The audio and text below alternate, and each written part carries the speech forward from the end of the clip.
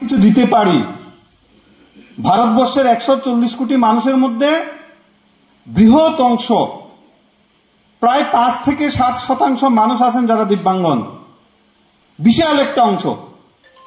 আমরা কিন্তু ভারতবাসী এবং আমাদের ক্ষমতা রয়েছে সমাজের বিভিন্ন স্তরে কাজ করার। সমাজের প্রত্যেকটা স্তরে আমরা সরকারকেও কিছু দিতে পারি, মানুষকেও কিছু দিতে পারি। সেই ক্ষমতা কিন্তু আমাদের রয়েছে। আজকে দীর্ঘ বছর সরকার আসলো গেল, পরিবর্তন হলো, সেন্ট্রাল গভর্নমেন্ট বলি, স্টেট গভর্নমেন্ট বলি, কিন্তু কখনো এই সমস্ত দিব্যাঙ্গজন যারা রয়েছে তাদের জন্য সুপরিকল্পিত কোনো চিন্তাধারা কোনো সরকারের কিন্তু ছিল না। 2014 যখন এই দেশের মধ্যে নরেন্দ্র মোদীজির নেতৃত্বে সরকার প্রতিষ্ঠিত হয়, তখন কিন্তু আমাদের একটা আইডেন্টিটি আমরা পাই। আইডেন্টিটিটা কি? আমাদেরকে নাম দেওয়া হচ্ছে দিব্যাঙ্গজন, অর্থাৎ দেবতার একটা অঙ্গ বলা হচ্ছে আমাদেরকে। দেবতা থেকে সরাসরি অভিশাপই হোক, সেটা আশীর্বাদই হোক, দেবতা দ্বারা একটা অঙ্গ, যেটার আমরা ইংলিশে যেটাকে ফিজিক্যালি চ্যালেঞ্জড আমরা বলছি। এটা আমাদেরকে ভগবানের আশীর্বাদ স্বরূপ বা অভিশাপ স্বরূপ যাই হোক, সেটা আমরা নিয়ে জন্মগ্রহণ করেছি।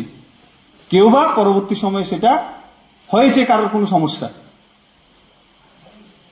এই যে আইডেন্টিটিটা আমাদের দেশের সরকার আমাদেরকে দিয়েছে, এটাই পরিবর্তনের সবচেয়ে বড় সুফল।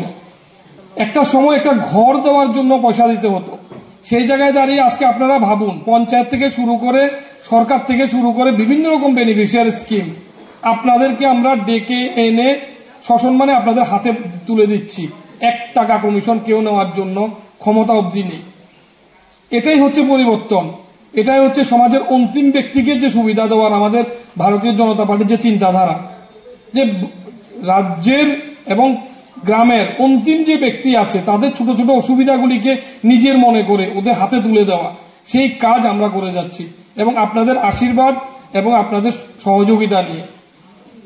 আজকে দক্ষিণ ত্রিপুরা দিব্যাঙ্গ সেল এবং LMQ দ্বারা যে দিব্যাঙ্গ ব্যক্তিদের জন্য আজকে অনেক লক্ষ লক্ষ টাকার যে বেনিফিশিয়ারিদের হাতে তুলে দেওয়ার যে একটা সুন্দর কার্যক্রম, এই কার্যক্রমে আজকে আমাকে যারাই আমন্ত্রণ করেছে দিব্যাঙ্গ সেলে, আমি ওনাদেরকে ধন্যবাদ জানাই। এবং আমি আজকে এখানে এসে জানতে পারলাম লাগভাগ 1.5 কোটি টাকার মতো এই সাবরুম সাব ডিভিশনে আজ পর্যন্ত এই দিব্যাঙ্গ সেলের দ্বারা ওনারা উদ্যোগ নিয়েছেন। অনেককে দেওয়া হয়েছে এবং অনেককে দেওয়া হবে আগামী দিনেও।